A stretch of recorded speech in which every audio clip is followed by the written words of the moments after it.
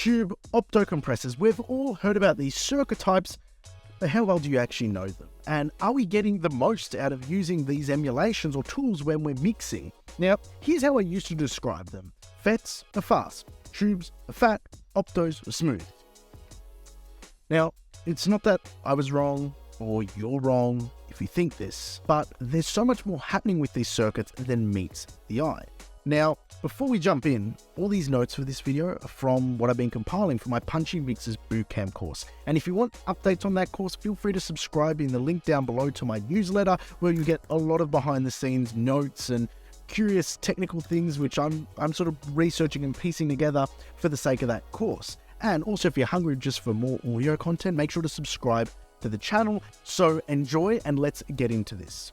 Field effect transistors, FETs. Now, FET compressors are fast compressors, and FETs have 3 terminals. Field effect transistors have 3 terminals: a source, drain, and gate. The input signal feeds into the source, while the output voltage leaves through the drain. The gate controls the flow of current through a DC bias voltage from the peak detector. And if you want to learn more about the science behind how FETs work or PN junctions work, I strongly recommend watching this video from the learning circuit, actually 2 videos from the learning circuit. I'll leave them to the description in below, and you'll get a better scientific understanding of exactly even down to the elements that are operating in the electrons and the way it creates, it's really cool. That's a whole nother video in its own right, but it's worth just watching it on the learning circuit. Now, FETs are used in the circuits for 1176s, Drama 1973s, Chandler Limited germanium compressors, and are what gives them their very speedy, snappy action. However, that fast action comes with a compromise, and these circuits can introduce harmonics that add a distinct color to the sound source. And that's also a good thing, because they tend to shine on anything where you want to add edge or aggression to, like let's say the snap of drum hits like snares or kicks, or let's say you have a really edgy or rhythmic vocal that you want to add some presence to. An 1176 is the perfect tool, or I'm going to show you doing this with Waves emulation, the CLA 76. So here I've got this kick and drum pattern. Pretty simple. Oh wait, I've got a bass line playing there. You come in later. We'll talk about you guys later.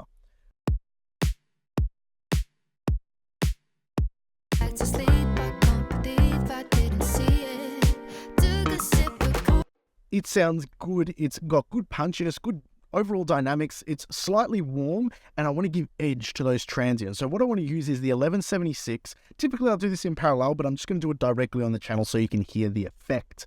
I'm going to use the 1176, so when it hits those transients, add a little bit of edge, add some harmonics, and moves fast. Now, you want to crank this all the way to 7, okay?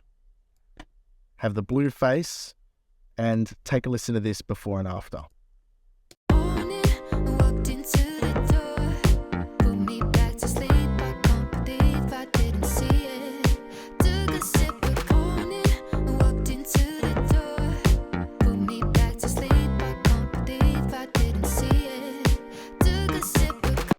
Simple. Now, are you going to tweak this? Are you going to do it in parallel? Are you going to dial it back a little bit? Yeah, probably, but I just wanted to show you the effect of how a FET compressor works like this. And I love that aggression, and I use this often on drums on a parallel channel, not directly on the channel like I'm doing here. Next are tube compressors. Now, tube compressors utilize a vacuum tube in their gain reduction control circuit. These triodes or vacuum tubes have 3 terminals: anode, cathode, and grid, with the grid controlling the current flow between the anode and the cathode. Now, as the input signal increases, the negative bias voltage is affected to the grid, resulting in a corresponding increase in the ratio of relative gain reduction.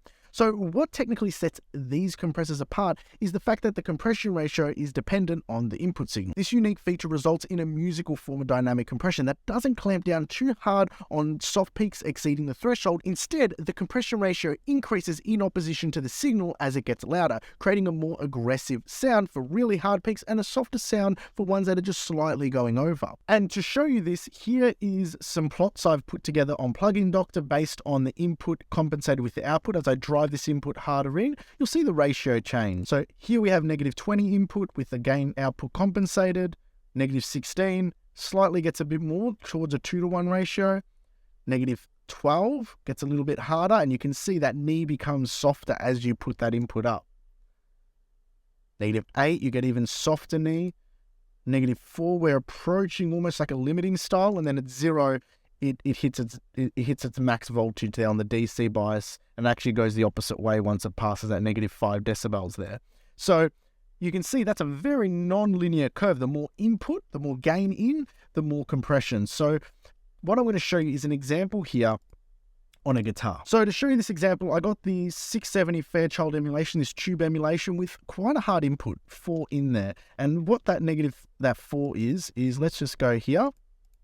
You get this curve, this super soft knee. So the loudest peaks are going to get hit pretty hard, but the softer peaks are going to get trapped like a 1.5 or 2-to-1 ratio, quite soft. And the reason is, this chord progression, what I want to get out of it, the transients are important, and this is too slow anyway to clamp down on the transients, but what I want to get is I want to get the sustain out of these guitar chords. I really want them to extend out, because not just in the intro, but also later on in the song, the texture is really important. And this is where I'd use tubes on things like synth pads or effects or drum overheads with lots of cymbals that are different volumes. This is going to be a really good tool to capture the sustain, to capture that, to keep that sort of essence of those elements in the mix nicely. So let's have a listen to this out, and you'll hear what I mean. You get a lot of spike initially and not a lot of sustain.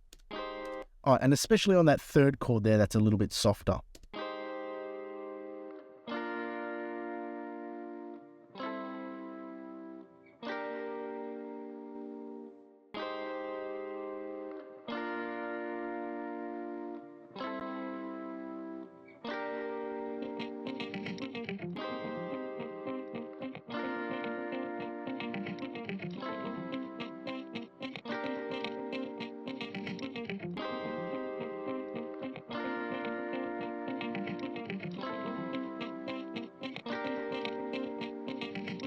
You can almost hear it pumping a little bit as well as it releases back into itself, but it's helping that sustain just carry along. Now, if we listen to it in context with everything else in the mix, I'll just quickly put that on bypass, and I'll turn it in every second bar here. Let's go here. Where are we? I've got to go into grid mode. There we are. Not super hot with my hotkeys on Pro Tools.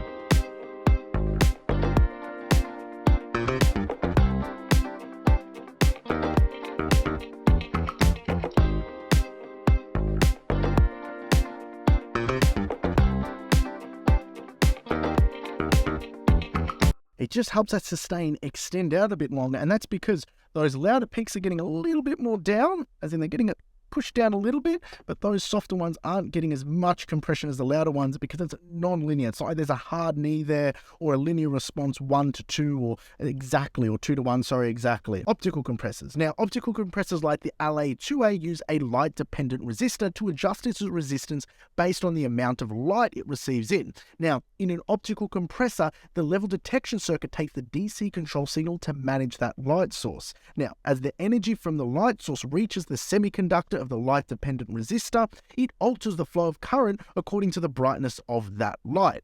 Now, optical compressors are really unique in the fact that the input signal's frequency affects how the light source reacts and produces light. So, in a musical context, this creates frequency-dependent responses, basically. The compressor will react differently based on the frequency content of that input signal. This results in interesting and useful applications, and I typically like of things like bass lines that move through different registers, or drum buses, or overheads, anything where there is a lot of harmonic content that varies in dynamic and pitch. So before I show you an audio example, let me just plot this in Plugin Doctor. Now what I'm going to do is I'm going to change the frequency from 20 Hz to 55 Hz and then go an octave up each time, and you're going to see the curve of the LA2A drastically change as I do that. So we're at 20 Hz, and that's a 1.5-to-1 ratio. Let's go 50 Hz. Gets almost to a 2-to-1 there. Then go 110. It starts to get a sharper knee. 220, there we go. The threshold slightly changes, its reaction to that slightly changes. Same with 440, and then it gets interesting. As I go to, let's say, 2 kilohertz, it starts to be a little bit more sensitive to those higher frequencies. 2, 3, 4,000.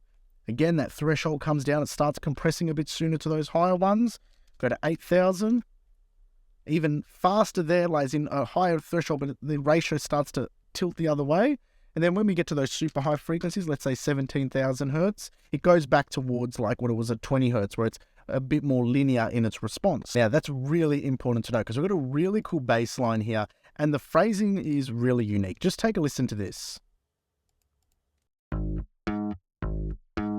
Oh no, I want to do it here. This is a cool bass run where I'm in a high register and I go down to a lower one.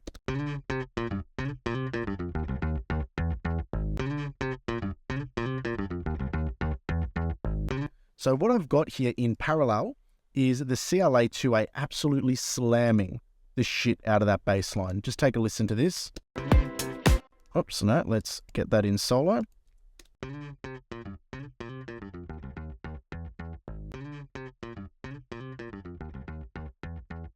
Listen to what happens when I take that off.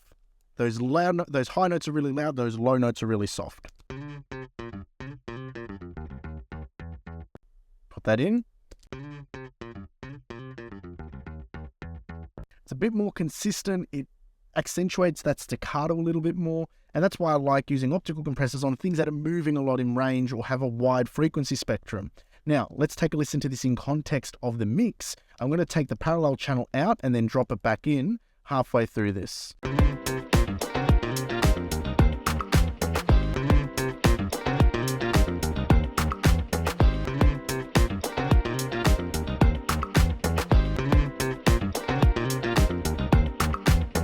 It just helps that bass. Every note you hear it go bum, bum, bum, bum every time. Sounds great. I like that optical compressor. Let me do that again. Do it in a different spot.